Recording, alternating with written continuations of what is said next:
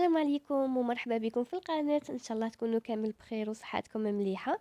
اليوم فيديو جديد، وصفة رائعة لمحبي جوز الهند او نواه كوكو. وصفة بزاف بزاف شابة، دونك كملوا معايا الفيديو، ما راحش تندموا انه تجربوها. راح نبداو بسم الله بالمقادير وطريقة التحضير.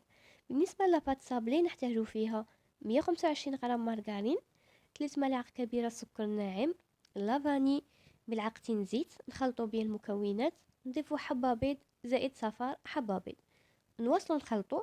والان راح نضيفوا الاضافه الرائعه اللي هي ملعقه كبيره تاع باتا تارتيني بذوق نواه كوكو. وراح نواصلوا نخلطوا لاباط، نلموها بالفرينه حتى نتحصلوا على عجينه اللي تكون طريه و ميم طون متماسكه.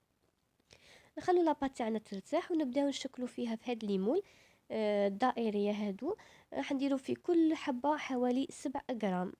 دونك نحاولوا بيان نعدلوا هذيك لاباط في المول تاعنا، نحو الزوائد ونديروها طيب على فرن ساخن من قبل على 180 درجه، نعسوها حتى تطيب بهذا الشكل. دونك نخلوهم يبردوا ونروحوا نحضروا الحشو.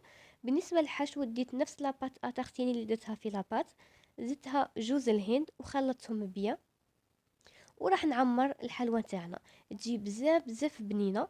دونك كي نعمرهم ندير في كل حبه حبه تاع اللوز اللي يكون اكيد محمص باش تجينا الحلوى شابه. نخلقوا الحبتين مع بعضياتهم وراح نغلاصيوهم في مزيج بين شوكولا بيضاء ونواه كوكو.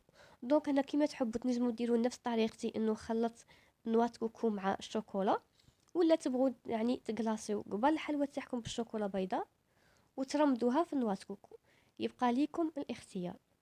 فوالا هذه هي الحلوى تاعنا.